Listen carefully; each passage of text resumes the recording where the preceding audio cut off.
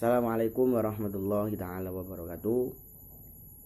Baik, di sini kami dari kelompok 5 ingin mempresentasikan tentang pengembangan kurikulum humanistik rekonstruksi sosial, yang dimana ini sebagai tugas dari mata kuliah pengembangan kurikulum yang diampu oleh dosen kami, yaitu Pak Ikhwanul Muttaqin, yang akan disampaikan oleh Muhammad Fauzian dan Muhammad Badut Ramam.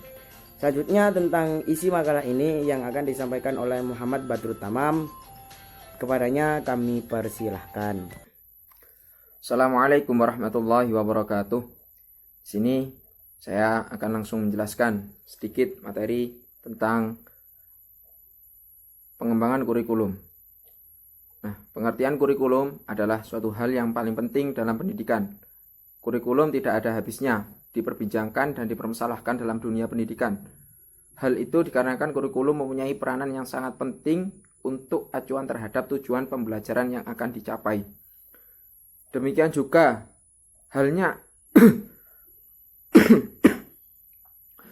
kurikulum PAI tidak kalah penting dengan kurikulum mata pelajaran lainnya, karena kurikulum PAI memuat kebutuhan duniawi dan akhirat.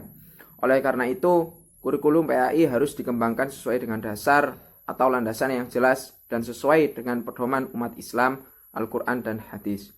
Kemudian menyesuaikan dengan filosof negara, yakni Pancasila dan Undang-Undang Dasar. Dasar pengembangan kurikulum PAI adalah sebagai berikut. Yang pertama, dasar Al-Quran. Kurikulum dalam pendidikan Islam dikenal dengan manhaj, yang bermakna jalan yang terang, atau jalan terang yang dilalui oleh manusia pada berbagai bidang kehidupannya. Menurut Abdullah Iti yang dikutip dari pendapat Arifin, bahwa tujuan pendidikan Pancasila merealisasikan manusia muslim yang beriman, bertakwa, dan berilmu pengetahuan yang mampu mengabdikan dirinya kepada Sang Khalik dengan sikap dan kepribadian yang bulat, menyerahkan diri kepadanya dalam segala aspek kehidupannya dalam rangka mencari keridhoannya.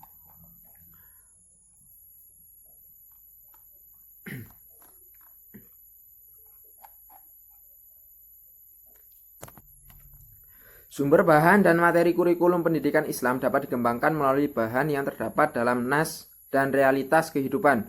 Kutipan beberapa nas Al-Quran dan hadis berikut dapat memberikan gambaran sesuai sumber bahan kurikulum pendidikan Islam atau menjadi isi dari suatu pendidikan Islam. Terus selanjutnya macam-macam pengembangan kurikulum. Yang pertama, administratif model. Model pengembangan kurikulum ini merupakan model paling lama dan paling banyak dikenal, diberi nama model administratif atau line staff, karena inisiatif dan gagasan pengembangan data dari para administrator pendidikan dan menggunakan prosedur administrasi. Untuk yang kedua, grassroots model. Model pengembangan ini merupakan lawan dari model pertama. Inisiatif dan upaya pengembangan kurikulum bukan datang dari atas tapi dari bawah, yaitu guru-guru atau sekolah. Diberi nama grassroots karena inisiatif dan gagasan pengembangan kurikulum datang dari seorang guru, sekelompok guru, atau keseluruhan guru di suatu sekolah.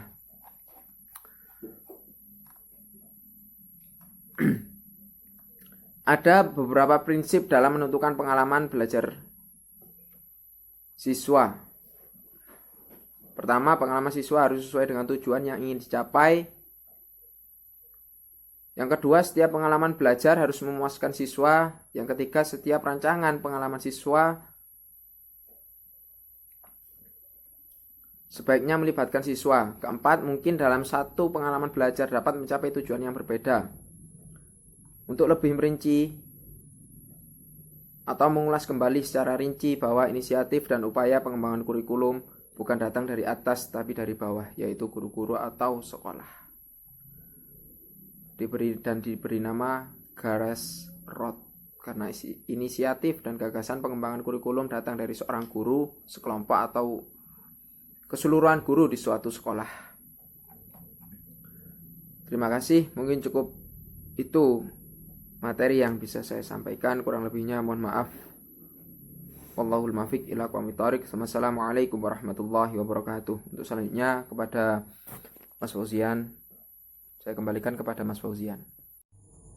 Untuk kesimpulan dari makalah kami, yaitu dasar kurikulum pendidikan Islam adalah Al-Quran dan hadis, akan tetapi tidak dijelaskan secara terperinci dalam Al-Quran dan hadis. Istilah kurikulum lebih diarahkan pada pokok-pokok materi yang akan diajarkan kepada peserta didik. Orientasi kurikulum PAI mengacu pada pengembangan nilai, kebutuhan masyarakat, bakat dan minat peserta didik, peluang tenaga kerja, dan menyesuaikan dengan pengembangan ilmu, pengetahuan, dan teknologi. Dalam rencana kurikulum yang utama dirancang adalah tujuan yang hendak dicapai sesuai untuk berbagai pihak. Isi kurikulum untuk mendukung pencapaian tujuan, strategi dalam mengembangkan kurikulum, dan evaluasi sebagai alat untuk mengukur ketuntasan belajar dan ketercapaian tujuan. Mungkin ini makalah dari kami dari kelompok 5 ini tentang pengembangan kurikulum humanistik rekonstruksi sosial. Kurang lebihnya saya mohon maaf.